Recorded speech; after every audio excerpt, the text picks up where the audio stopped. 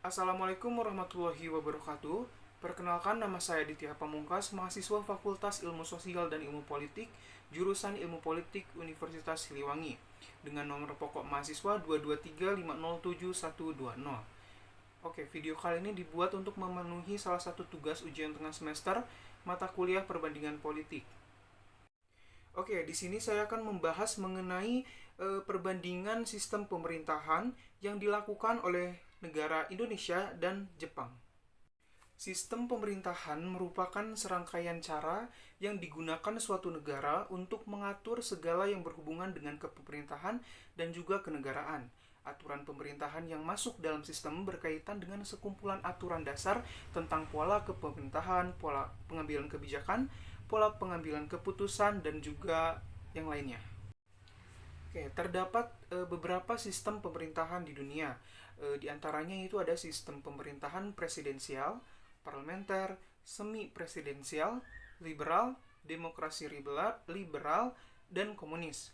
Nah, perbedaan penerapan sistem pemerintahan antar negara ini disebabkan oleh banyak hal. Contohnya itu ada kondisi sosial, budaya, dan politik yang berkembang di negara yang bersangkutan itu. Adapun teori pendekatan yang saya gunakan pada pembahasan kali ini yaitu teori pendekatan tradisional. Nah, teori pendekatan tradisional ini berkembang pada abad ke-19 sebelum Perang Dunia Kedua. Nah, adapun isi kajian daripada pendekatan ini yaitu mengenai negara yang menjadi sorotan utama baik dari segi konstitusional maupun dari segi yuridisnya. Nah, selain itu, pendekatan ini melibatkan sifat undang-undang dasar, kedudukan, kedaulatan, dan juga kekuasaan formal hingga lembaga kenegaraan.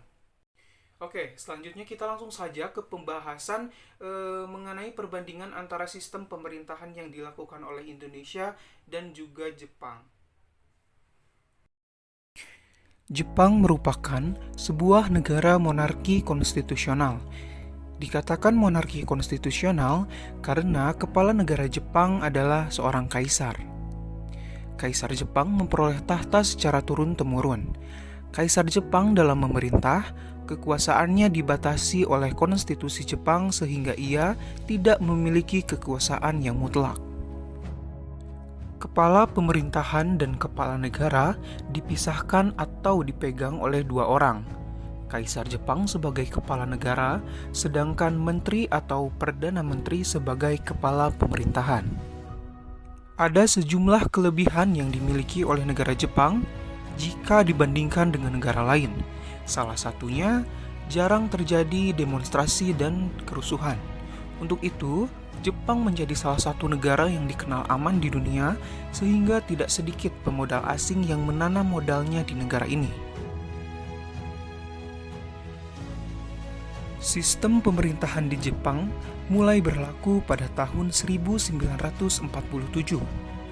Konstitusi ini didasarkan pada 3 prinsip, yaitu kedaulatan rakyat, hormat terhadap hak-hak asasi manusia, dan anti perang.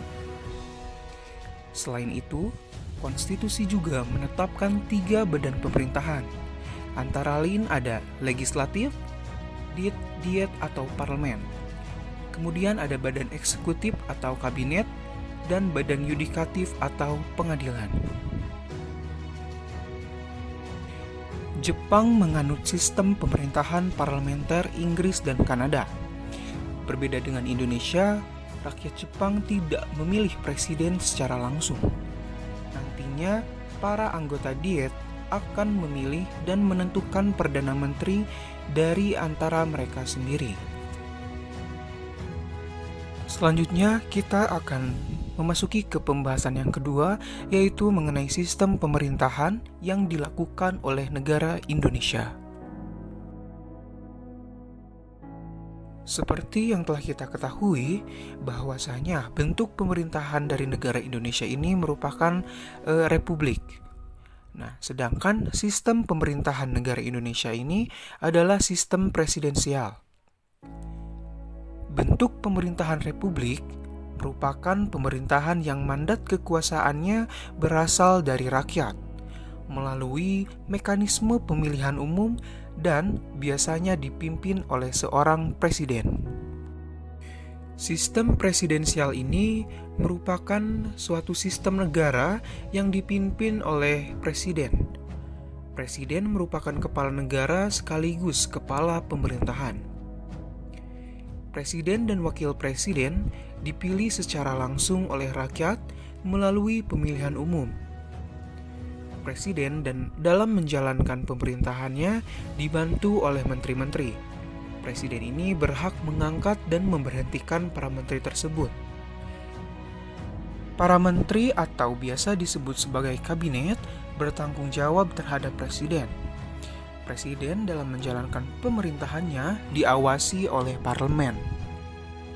Bentuk negara Republik Indonesia sudah ditegaskan dalam pembukaan Undang-Undang Dasar tahun 1945 pada alinea keempat, yang berbunyi, maka disusunlah kemerdekaan kebangsaan Indonesia itu dalam suatu Undang-Undang Dasar Negara Indonesia yang terbentuk dalam suatu negara Republik Indonesia.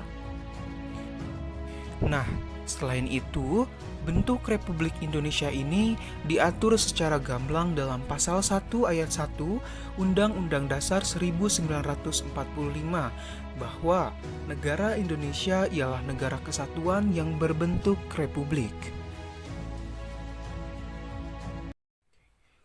Sekian pembahasan dari saya mengenai perbandingan sistem pemerintahan yang dilakukan oleh Indonesia dan juga Jepang. Mohon maaf bila ada kekurangan dalam segi penyampaian materi. Terima kasih. Wassalamualaikum warahmatullahi wabarakatuh.